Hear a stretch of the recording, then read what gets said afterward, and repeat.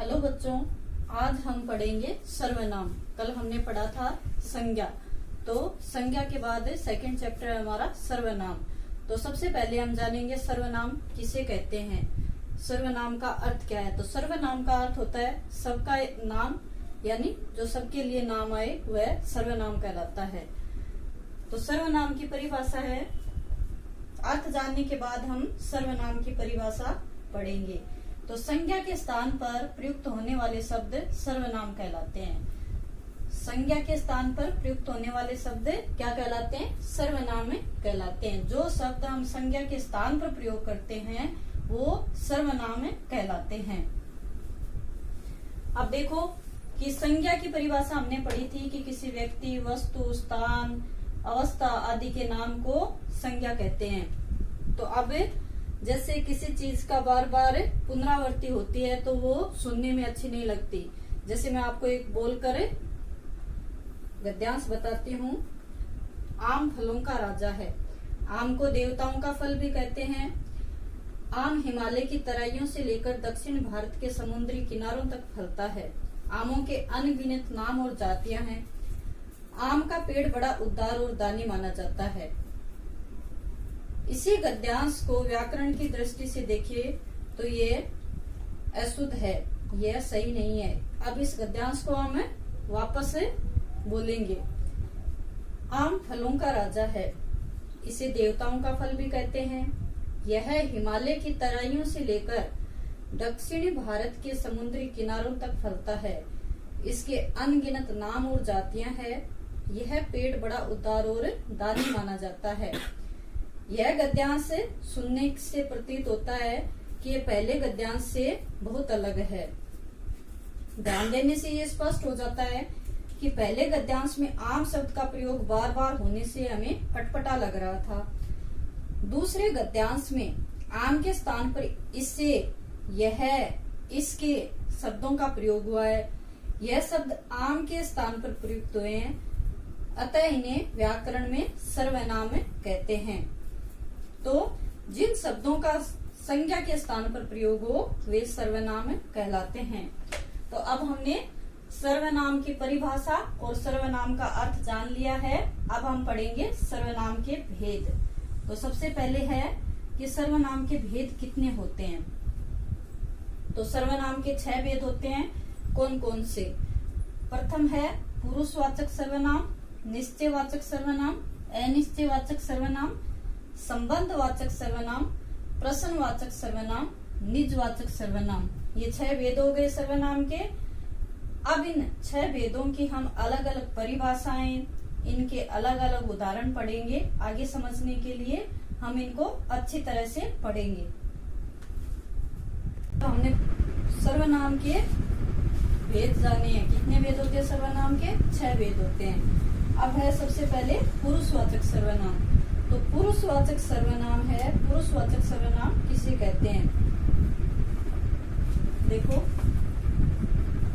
जिन सर्वनाम शब्दों का प्रयोग वक्ता या लेखक, वक्ता किसे कहते हैं?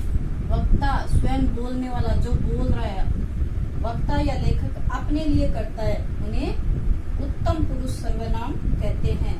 पुरुषवाचक सर्वनाम के 3 भेद होते हैं। उत्तम पुरुष सर्वनाम, मध्यम पुरुष सर्वनाम, अन्य पुरुष सर्वनाम। तो उत्तम पुरुष सर्वनाम हम पढ़ रहे हैं। उत्तम पुरुष सर्वनाम जिन सर्वनाम शब्दों का प्रयोग वक्ता या लेखक अपने लिए करता है उन्हें उत्तम पुरुषवाचक सर्वनाम कहते हैं। जैसे इसके उदाहरण है, मैंने खाना खा लिया, मुझे कुछ मत कहो, अब हमें चलना चाहिए। तो इसमें सर्वनाम कौन से हो गए? मैंने हो गए, मुझे हो गया, हमें। तो ये सारे सर्वनाम वक्ता अपने लिए प्रयोग कर रहा है। ये जो है ये सभी वक्ता अपने लिए इसको प्रयोग कर रहा है।